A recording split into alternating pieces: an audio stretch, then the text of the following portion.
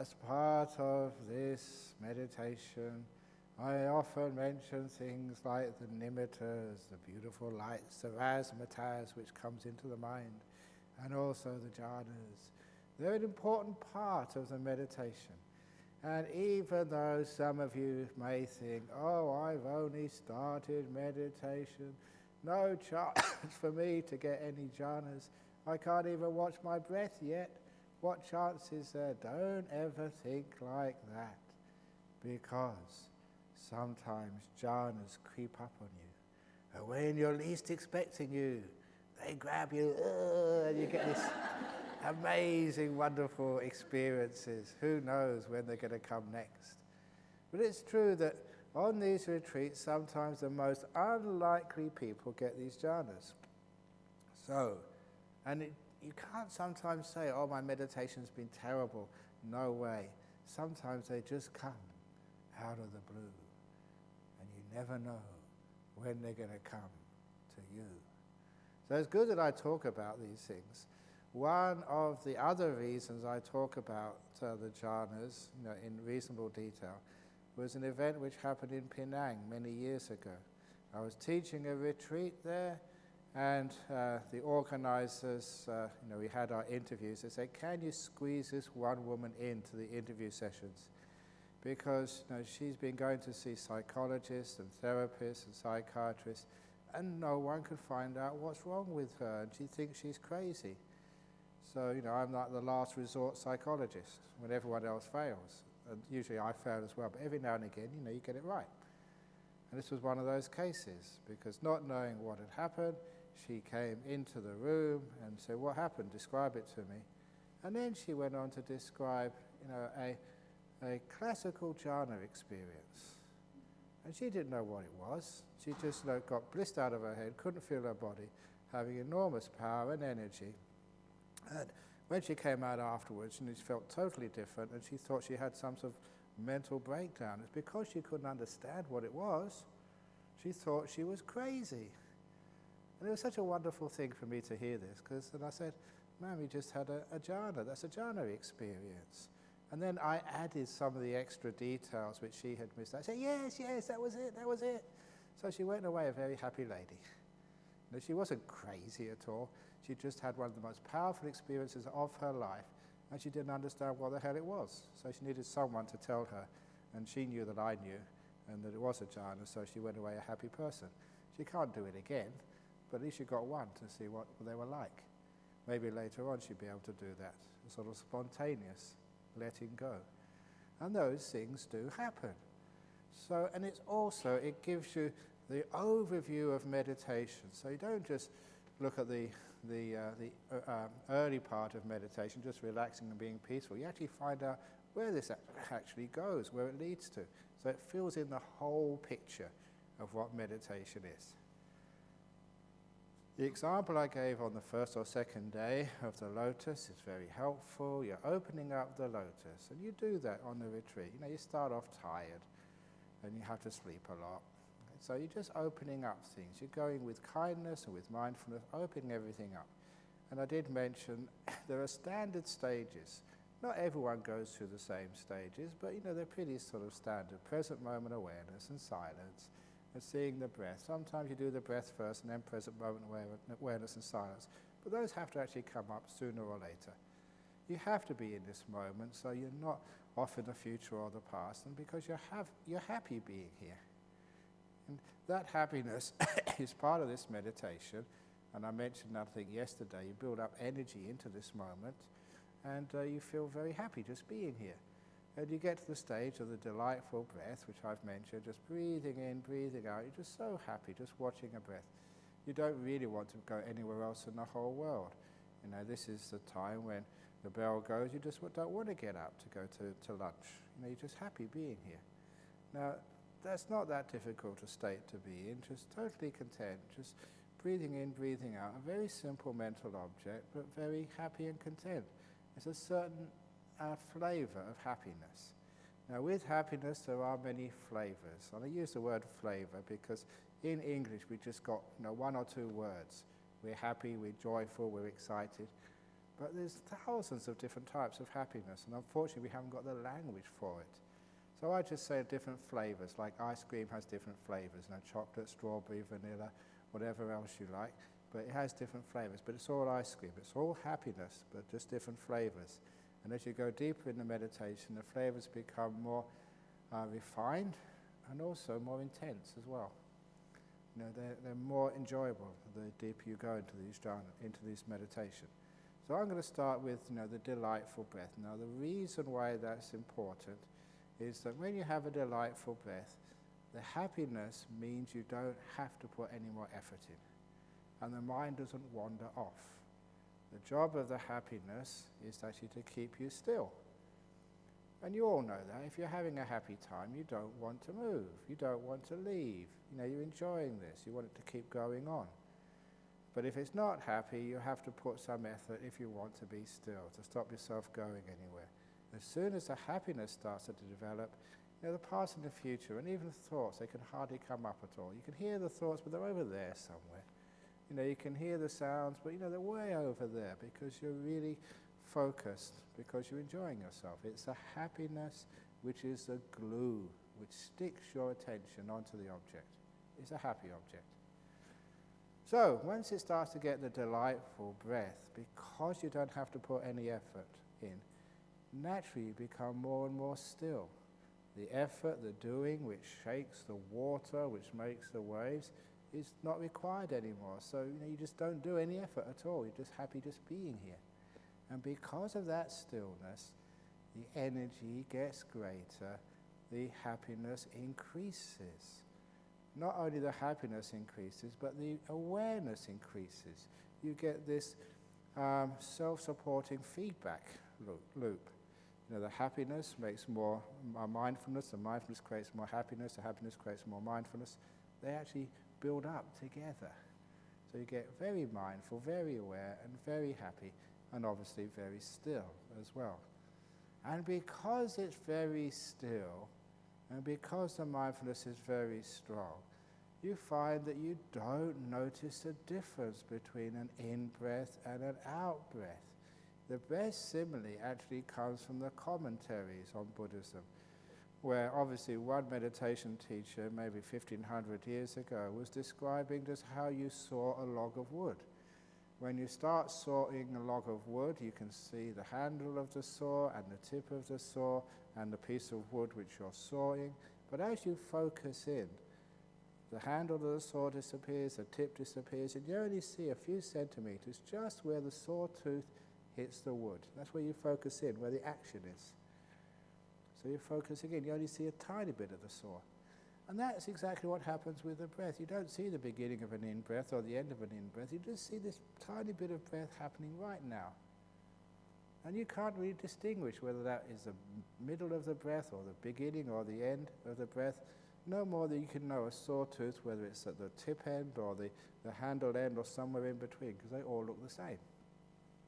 You don't even know whether it's an in or out breath. It's just breath happening right now.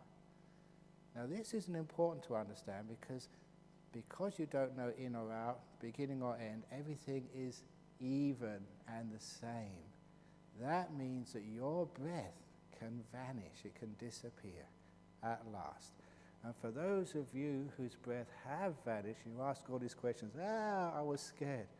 For goodness sake, do not be scared. This is what is supposed to happen. This is what we meditate for the breath to disappear, because when the breath disappears, with it goes the whole body, the five senses. That's the last thing which turns off, and now you're in the realm of the mind. The purpose of the meditation is to calm everything down, seeing, hearing, smelling, tasting, and touch, so those five senses can disappear, so you can find out what this mind truly is. And the body is one hard thing to let go of.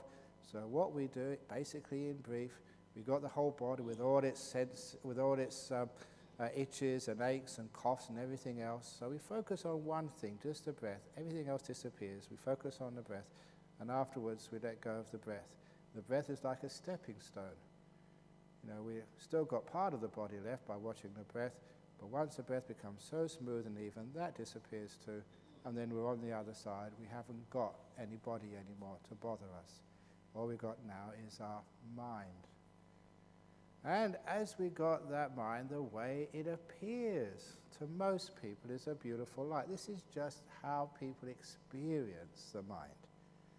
Obviously, just the mind is not a light, it's just the way we perceive. And that is because our brain spends more capacity on seeing, on visual objects than anything else. We are visual animals. We know our world, we know our food, we know our friends through sight more than anything else. Which is why in the passport you have a picture of your face. You don't have your smell. And they can just put some scratchy smell and you smell, oh that's Dania. Oh, that's Verukamachara. You don't do that on passport. Well, you could, or you sound of your voice. On a passport, you can just press a little button and have the sound of the voice. Is that the person in front of me?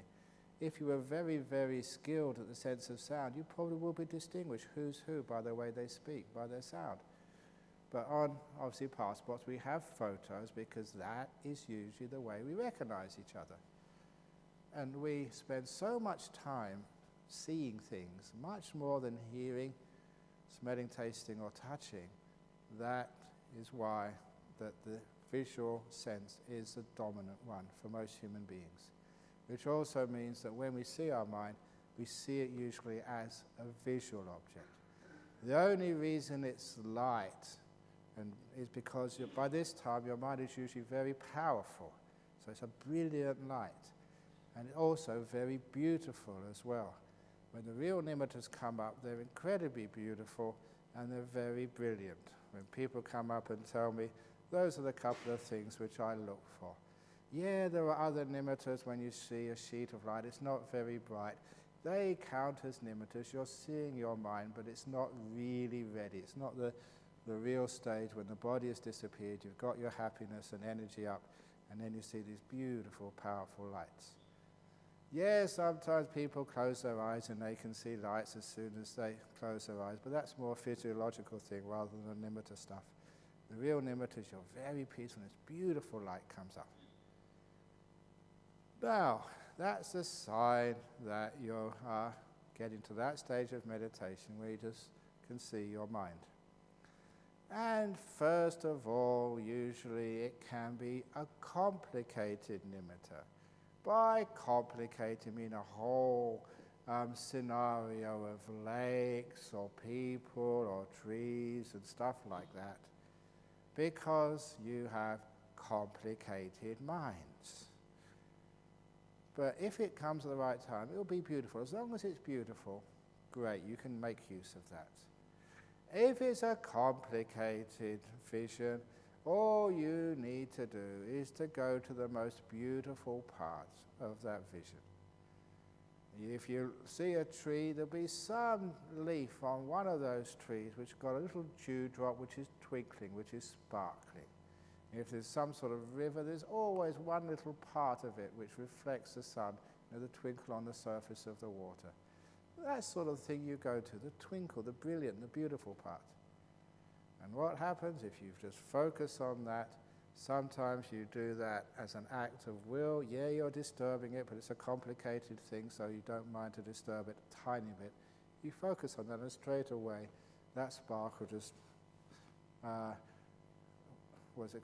it amplifies, and you'll just have this beautiful, bright nimitta instead of a complicated one. If any of you have got very negative minds, or you're very afraid of something, you might see the monster nimitta right in front of you. Now, I have to say this because there's so many Asians here, and so you're so scared sometimes of nothing. But this is how you deal if you see a monster in your meditation with tongue hanging out, and big bulging eyes, and sharp teeth dripping blood, and necklaces of skulls and spiky hair. Because that happened to me once, only once. And I like telling this story because this shows how you deal with such things. It's not the object is the problem, but your relationship, how you respond to it. So there I was meditating, and this big monster right in front of me. Just not my eyes closed, it's like a mental object.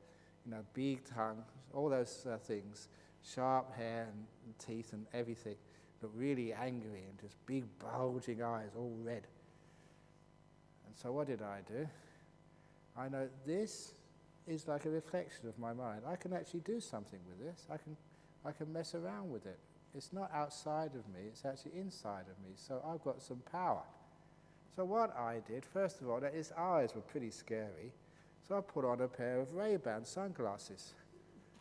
All I needed to do was to think it, and then there's this Ray-Ban sunglasses over this this monster's eyes. It looked really cool. And the next thing, it had these sharp teeth. So just like I used to do at school, naughty schoolboy, doodling, black out a few of its teeth, so it needed to go and see the monster dentist. And then I put a straw hat on its head, a cigarette coming out of its mouth, a flower in the straw hat.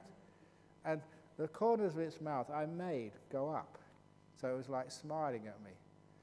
And if you ever seen like a monster with Ray-Bans, a straw hat with a flower, and a cigarette coming out of its mouth, but smiling, it was the most ridiculous thing I'd ever seen in my life. I laughed, and at that the monster vanished and never came back again. I humiliated it. And some years ago, there was a man who was staying over the road at Jhana monastery on a sort of little retreat by himself for maybe a week. And he must have had some sort of schizophrenic tendencies, because he came up to me really concerned. And every one of the paving bricks, outside the kitchen and everywhere else in Bodhinyana Monastery, these monsters would appear out of the bricks at him. And of course he was really scared. So I told him my story. I said, when a monster comes up, play around with it. Just put hats on it, put a top hat or something, and a monocle like an English lord. And so he did that. And I saw him later on in the afternoon, evening. He said, I had such a wonderful day. I've never had so much fun in my whole life, just playing around with these monsters and dressing them up in all sorts of weird stuff. And he said after a couple of hours, they just disappeared. They didn't come back again. That is actually how you deal with these things. With fun, not fear. Fear, you feed them. Fun, messing around, and you find all the fear and all the stuff which actually feeds them just disappears, and they're just gone.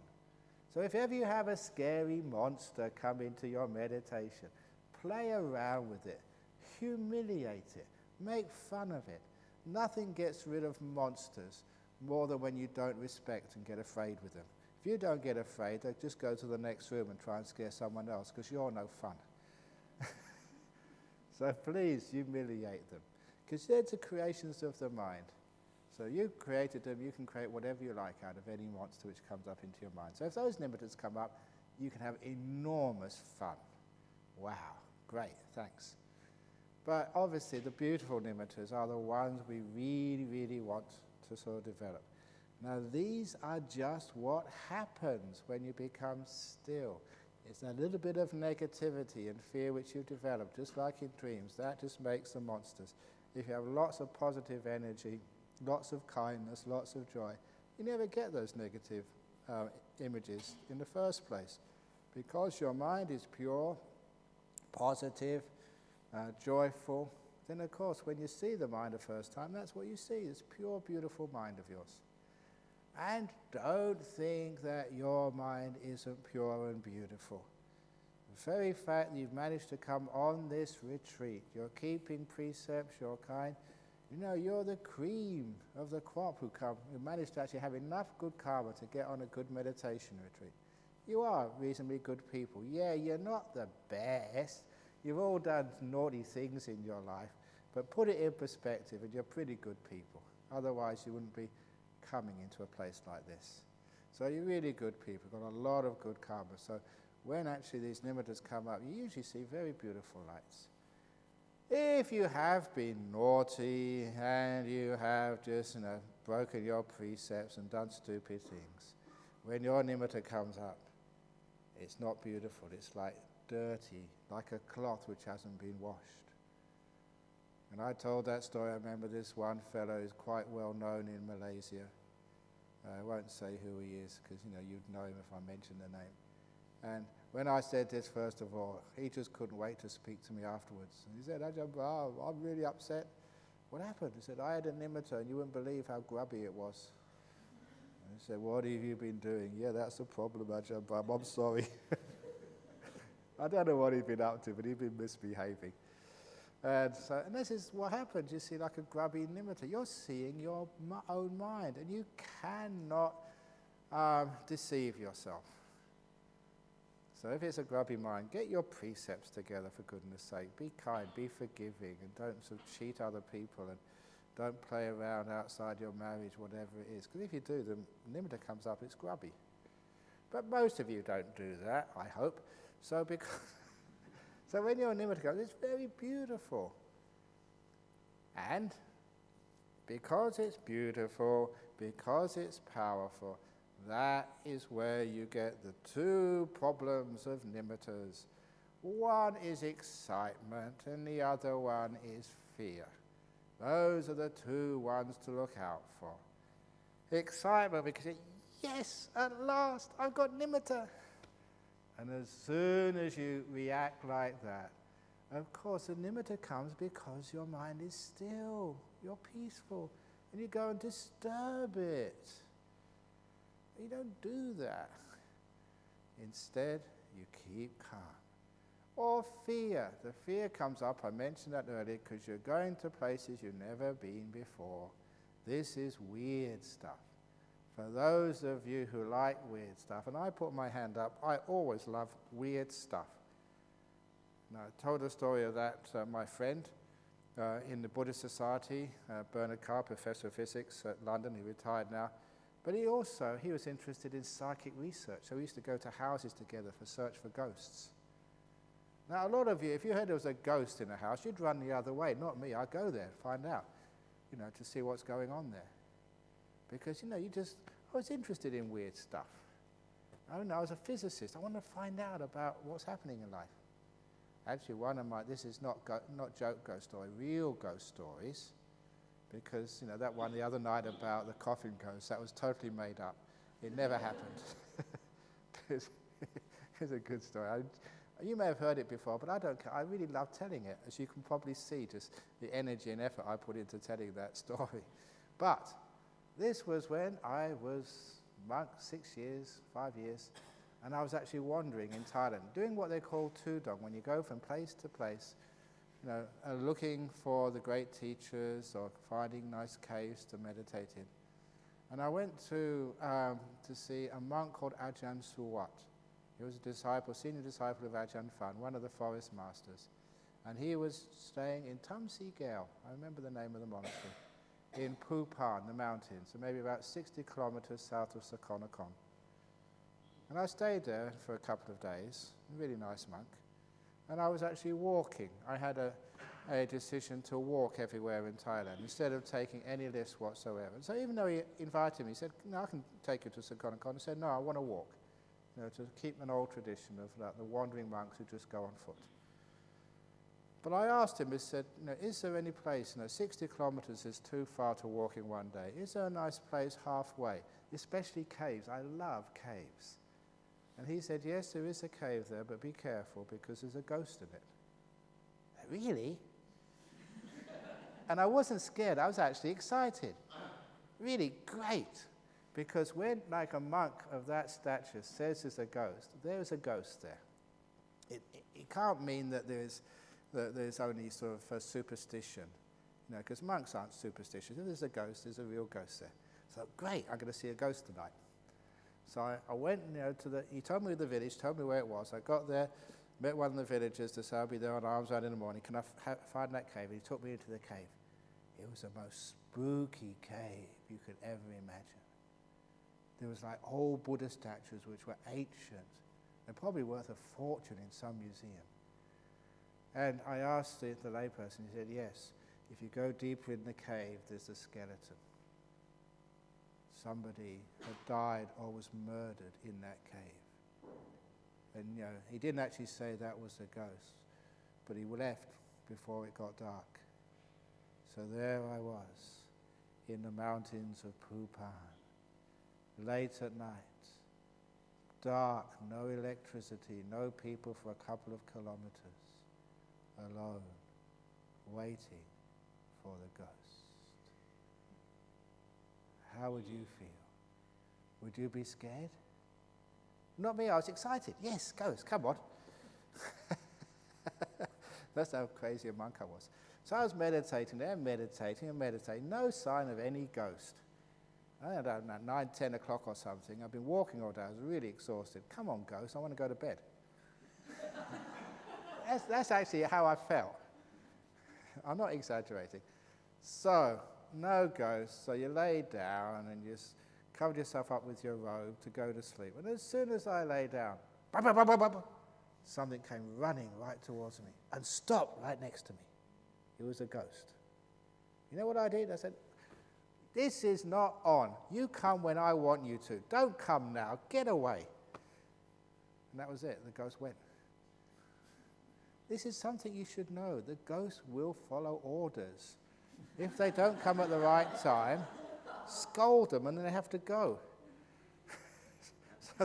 So then the ghost, look, if you want to come at the right time. I've been inviting you all this time. And as soon as I go to bed, then you come. That is not on. You should respect me much more. Get out of here.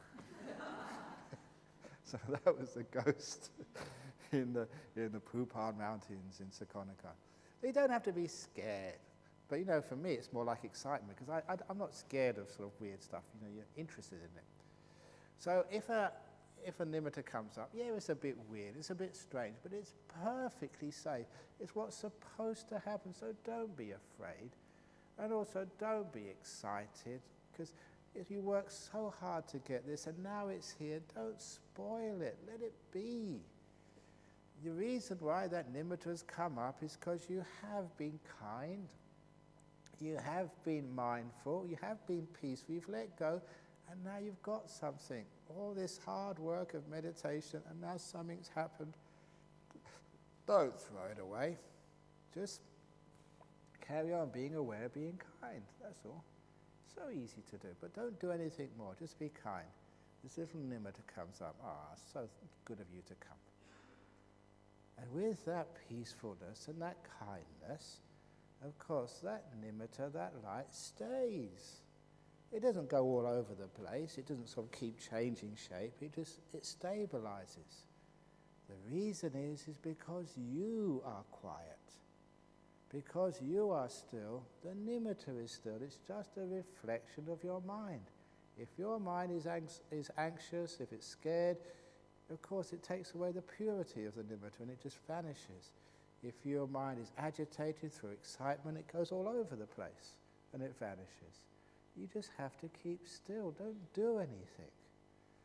There's one of the husbands of one of the Thai girls, one of the people who always keeps 8 precepts.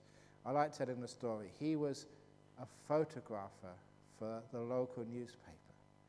And nothing much happens in Perth, so it's a pretty boring job, except one time in his life, as a photographer, he had his moment of excitement, his day of success, where his photograph got syndicated throughout the whole world as he got his scoop. He only gets one in a lifetime.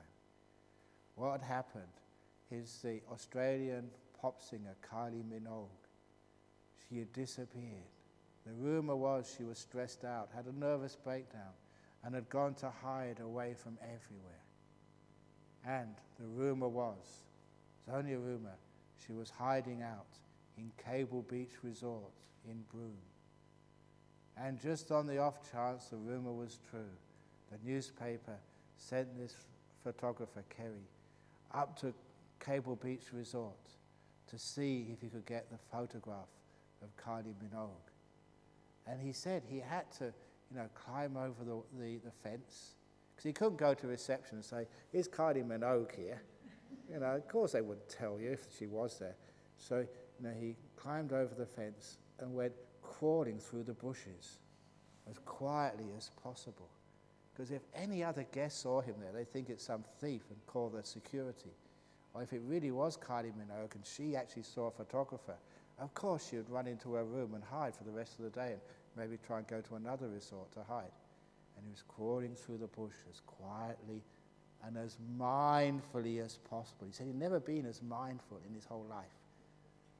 And then, he went to one sort of cabin or something, and he saw someone who, maybe that was her. It looked similar from a distance. So he crawled very carefully to get closer and closer. And as he got closer, it was her. And he had his camera. He had to very mindfully pick up his camera. Because any mistake, any noise, any rustle of any leaf, she would have seen, and he would have lost his photograph of his career. And he picked up his camera. Click. He got it. Okay, it's a bit unfair for poor Kylie Minogue. But, that's what happens when you're sort of a celebrity like that. But he said he had to, all those teachings I'd given him about being mindful, not disturbing, not getting excited. Oh, Kylie Minogue. Oh. He had to follow those teachings and he got his photograph. Now, if he could do that, surely he can do it with nimittas. Nimittas here, you're shot of a lifetime. Shh, don't make any noise, no excitement, don't do anything. And then it stays.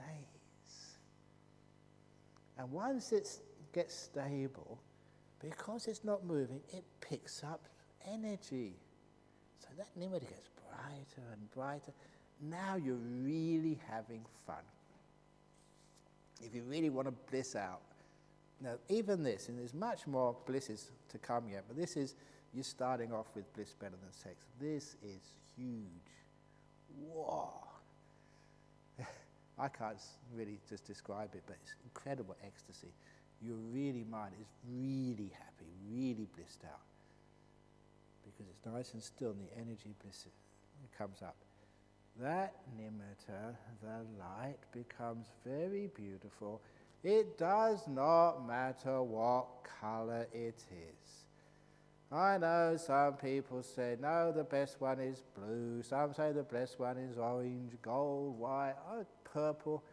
It just doesn't matter at all. You add the color. What is really important is its brilliance, its beauty. And you'll notice, if it is, say, a gold, it's not a gold you can see in the real world. It's like you take the color gold and you take it further.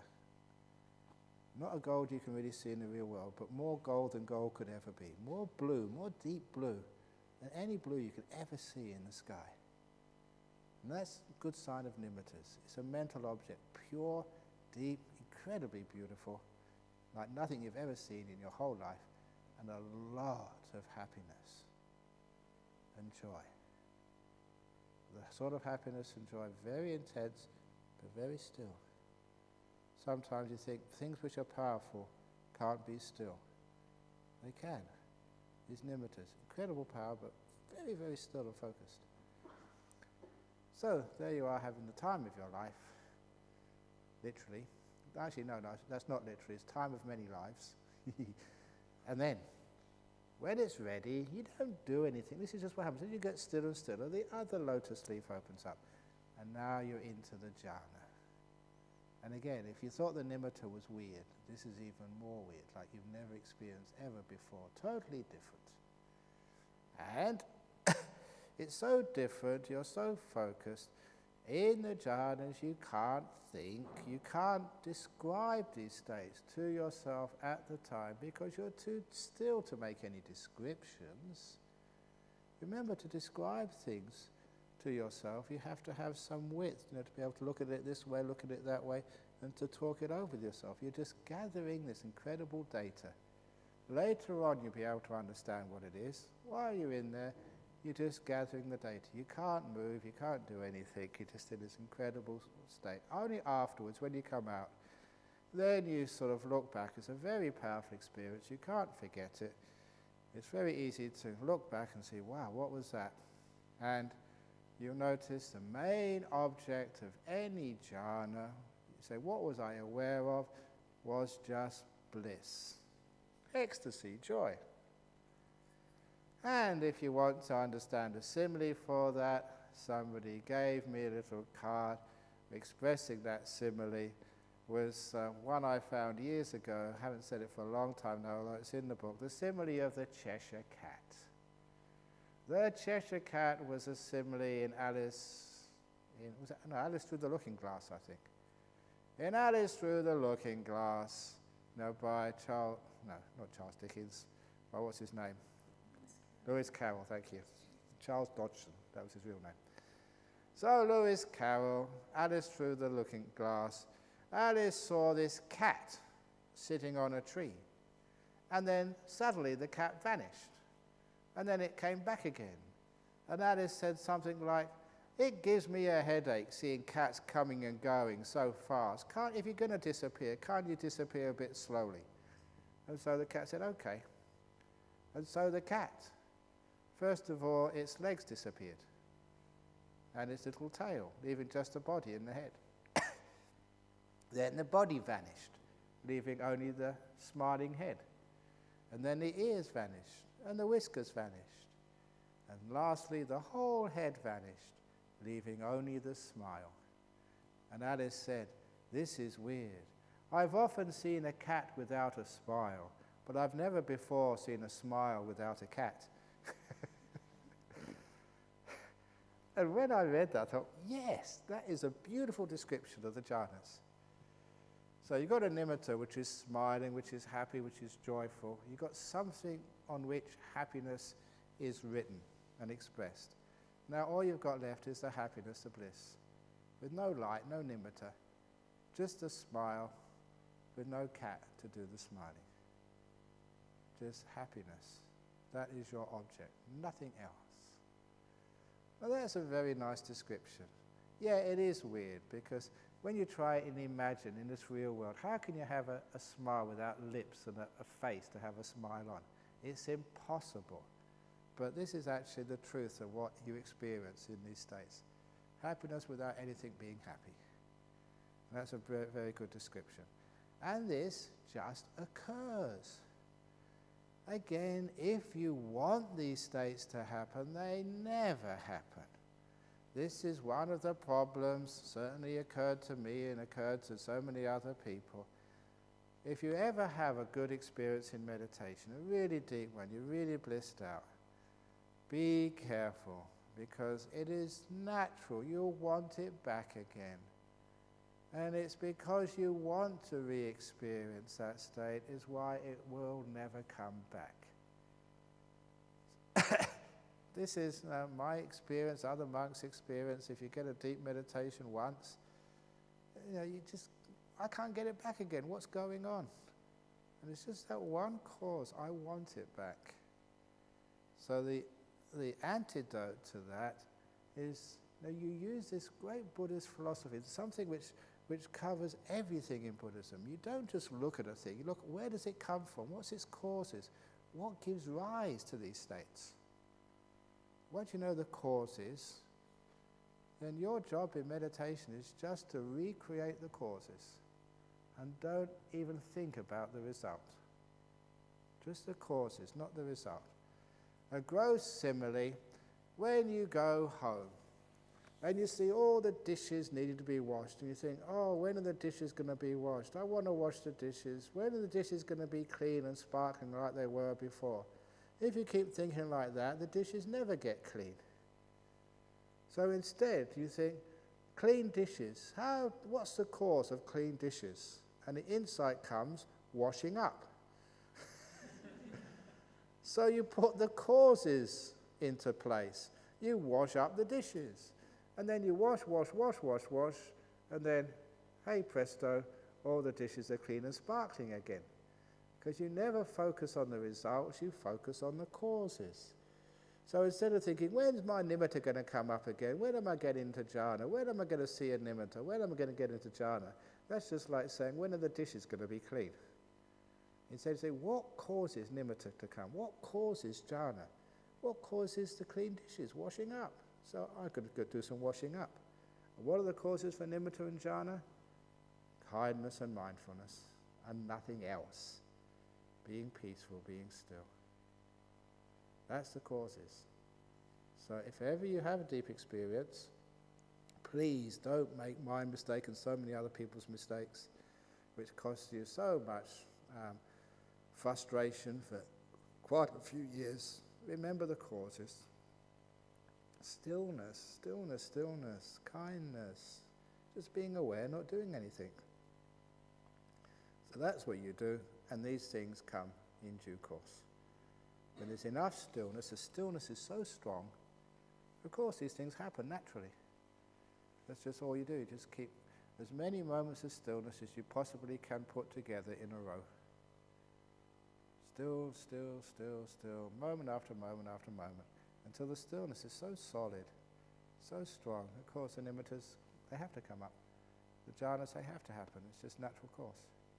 So in the jhanas, sometimes these days, when I first started teaching jhanas, there was a lot of resistance from a lot of people saying jhanas aren't necessary for enlightenment. They're too difficult anyway.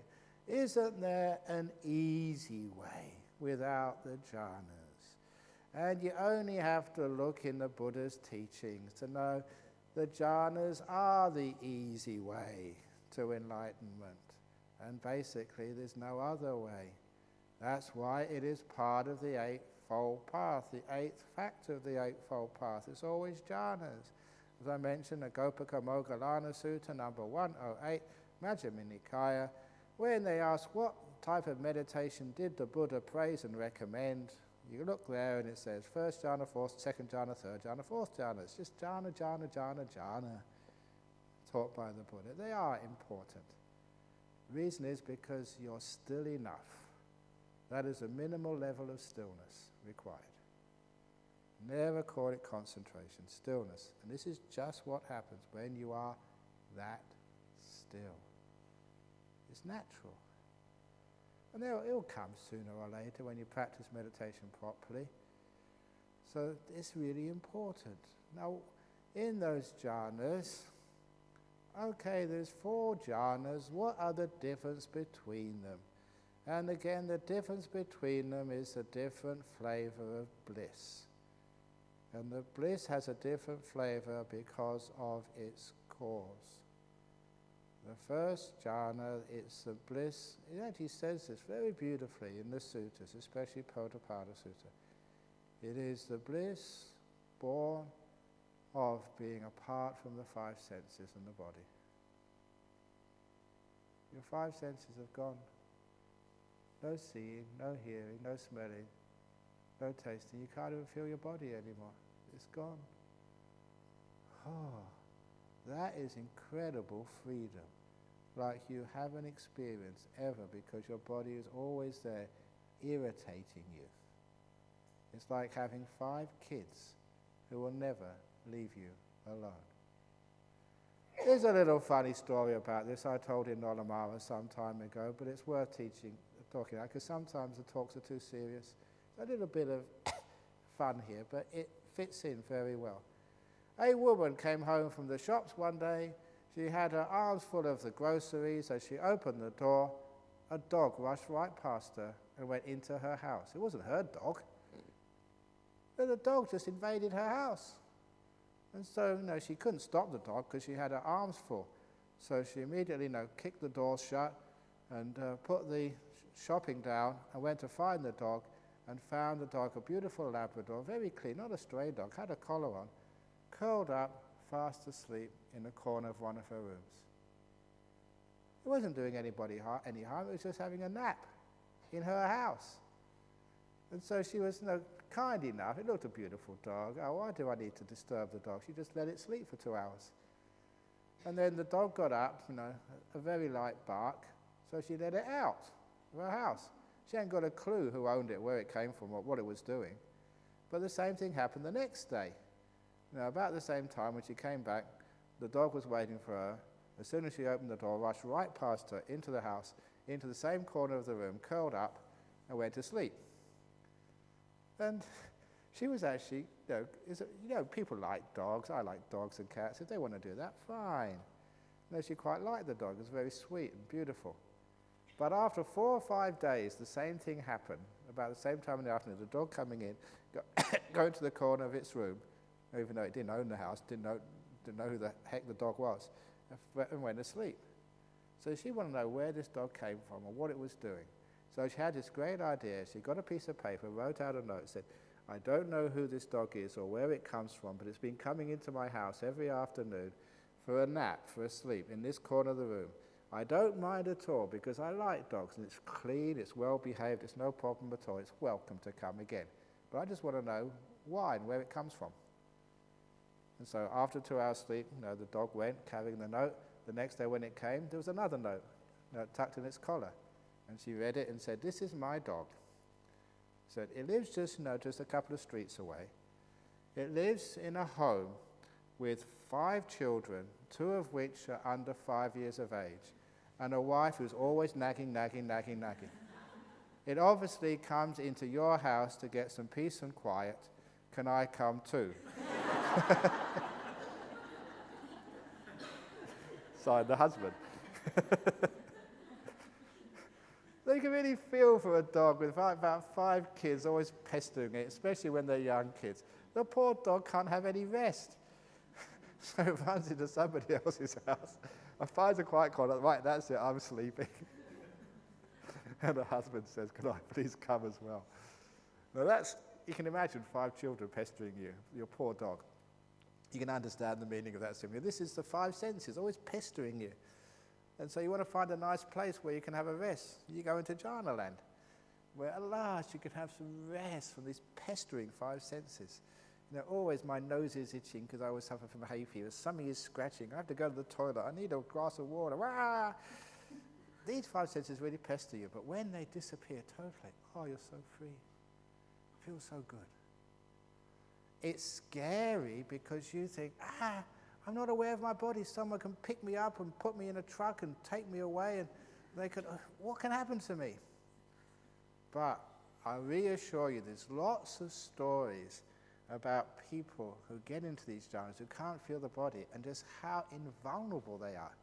The story in the sutras is of this monk. He was meditating in jhanas in the forest, and these 2 lay people, they're Buddhists, they were in the forest collecting mushrooms or sticks or something, and they saw this monk perfectly still. They thought he was dead, because in jhanas you're so still. You touch a person, nothing happens.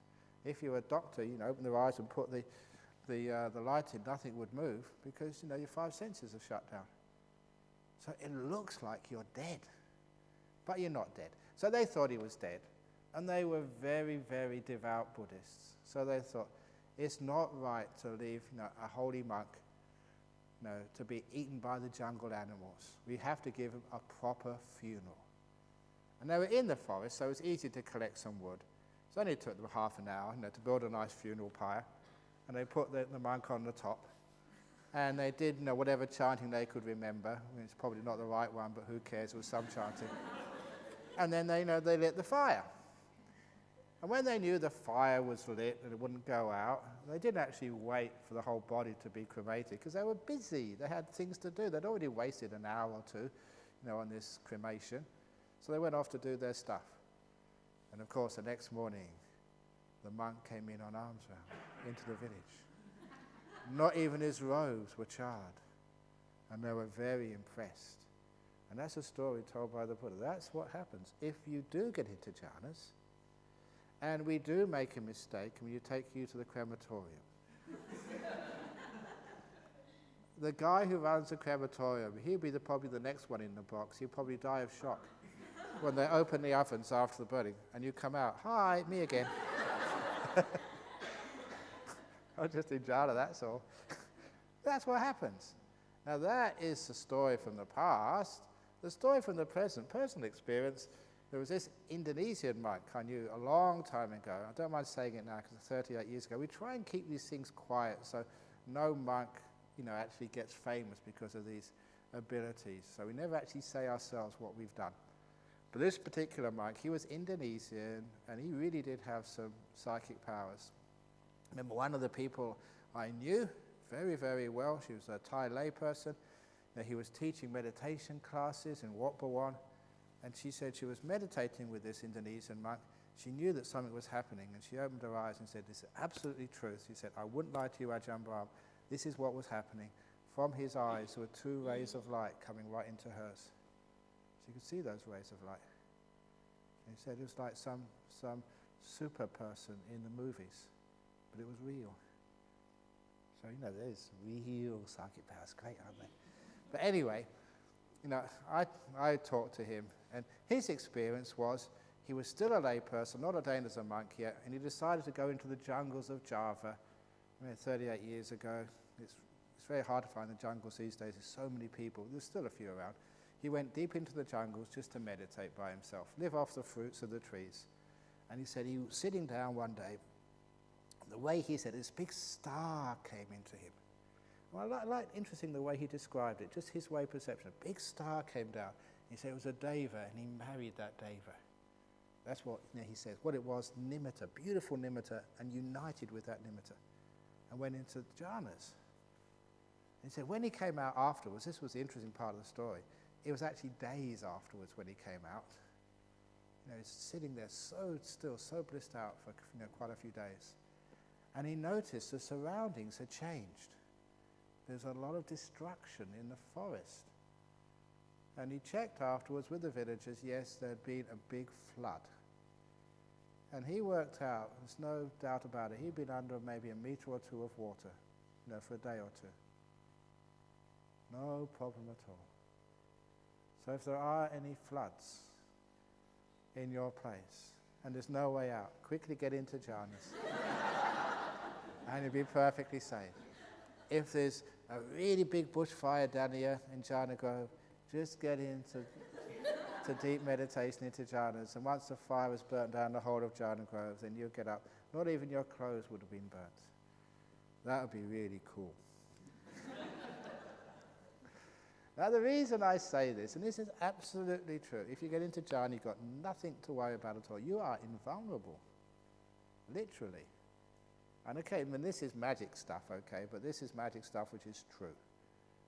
A lot of magic is superstition or just scams, but this is actually what happens. In those jhana states, your body's got its own, I don't know how it works, its own protecting system. So you can't get damaged or hurt at all. You're perfectly safe. More safe than when you're conscious of your body. So I say that, don't worry, your body is great. And if you do have any diseases or sicknesses, you come out of the jhanas and most of those are gone. These are powerful states of mind. It's actually good for your body. So that's why I'm saying this, so you don't have to be afraid. Oh, I'm letting my body go. No one's going to look after it. No, what's going to happen to it when I'm not supervising it? You don't have to worry. It's perfectly safe. And that's the bliss of the first jhana, is your body is gone. Oh, what a relief. You just feel so free, like a bird who can fly for a change, instead of being stuck to the ground like a human being, stuck to this body. This great sense of freedom. Second jhana. What happens is all these are lotus leaves, so this beautiful, incredible lotus leaf for the first jhana, it opens up. When it's ready, you get more still, a deeper stillness than the first jhana. And then you get to this other happiness.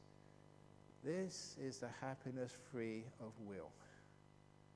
And there's something inside of you, always making choices, always having to make a choice. Should I get up? Should I sit down?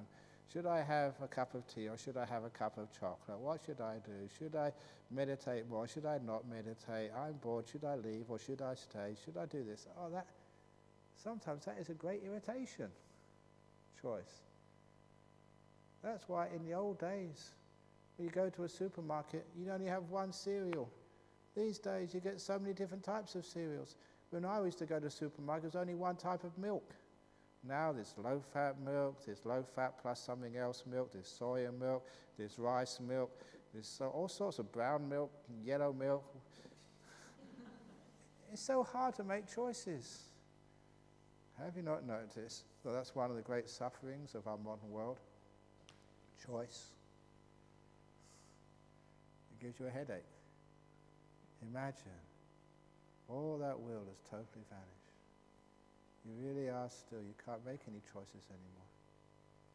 You are free, perfectly still.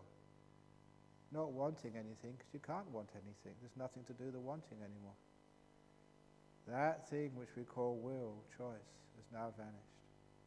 You know, a lot of people don't realize just what a pain in the arse will is. Of all the pains, will is the worst, and we celebrate it. We guard it like our deepest treasure.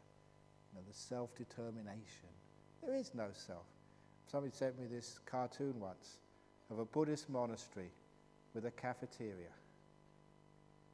All the young monks, they went to the self-service part. All the senior monks went to the no self-service part.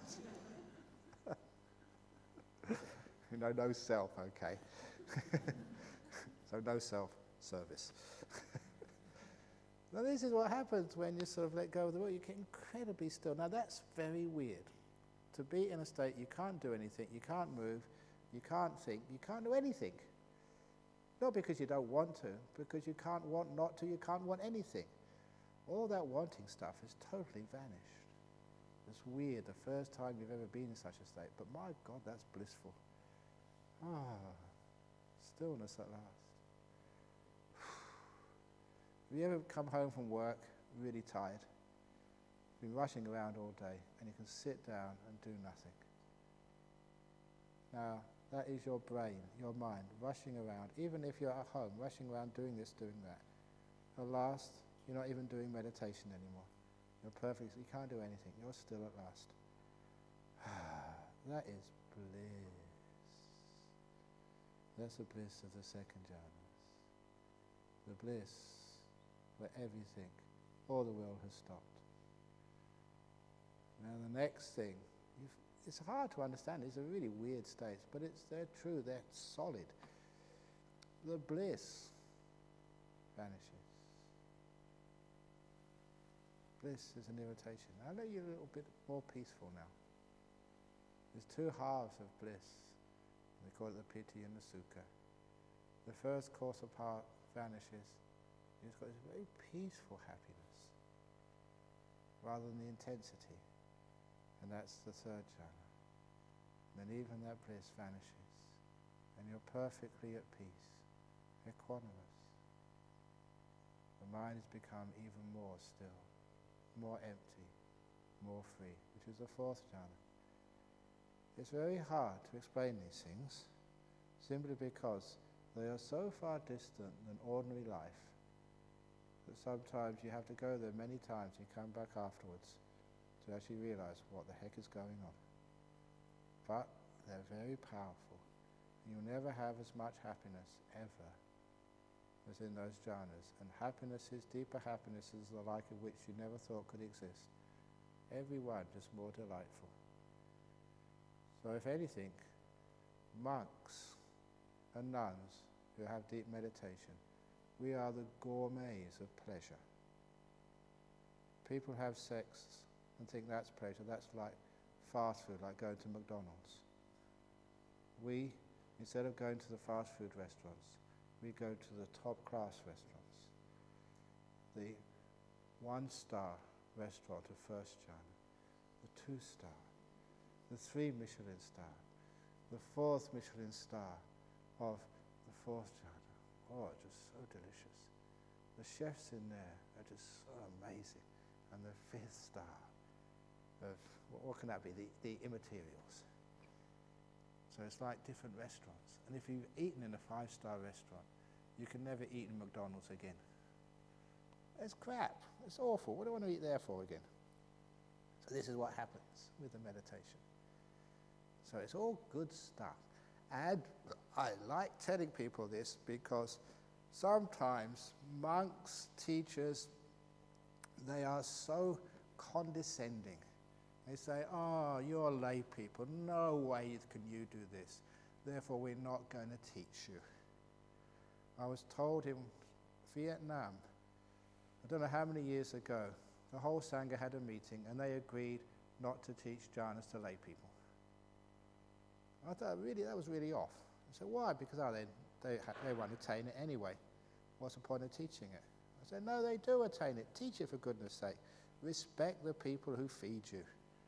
So I'm teaching you everything. This is what jhanas are like. And if you teach people, you know what happens? Few of you attain it. If not now, later on. Why not? And at least you see the big picture. Even if you never do attain the jhanas, at least you know what they are and how they work. So you have the full picture of what this meditation is all about. And if you just get into the first jhana, you'll be one happy little Buddhist. And that makes me really, really, really, really happy too. So you can have a taste of what it's like to be free. And with those experiences, I'll tell another talk another day. This is where you get great understanding of the Dhamma. If you really want insight, you just need these experiences. Totally different than what you've had before. So that is what the Nimittas and Jhanas are. And please, having said this, never ever think that you can't do it. You can. You will. It's only a matter of time. Especially, I know once I put this message in, it's too late. You will, sooner or later. It's because people aren't taught, not even suggested, and then it never happens. The seed has been put inside of you. It's only a matter of time before it ripens. And you're sitting here one day, wow, wow, wow, wow, wow. And it just thinks the whole thing happens. And you're just a passenger, and you come afterwards, wow, even me? And you come and say, yeah, even I did. And I said, I told you so. So that's the jhanas. Last thing before we finish off. Now I've mentioned those and how amazing they are and the fact that you can get these. Please don't want them. Oh, this is really good. Right, I'm going to get them this morning before lunch. This is it. Yeah, this is what I want. Right. Don't be stupid like that. Just carry on the way you were going before this talk. Just be still. Don't make too much effort. Make peace. Remember the causes. When you're still enough, it happens. Okay, so, powerful. Sadhu, sadhu.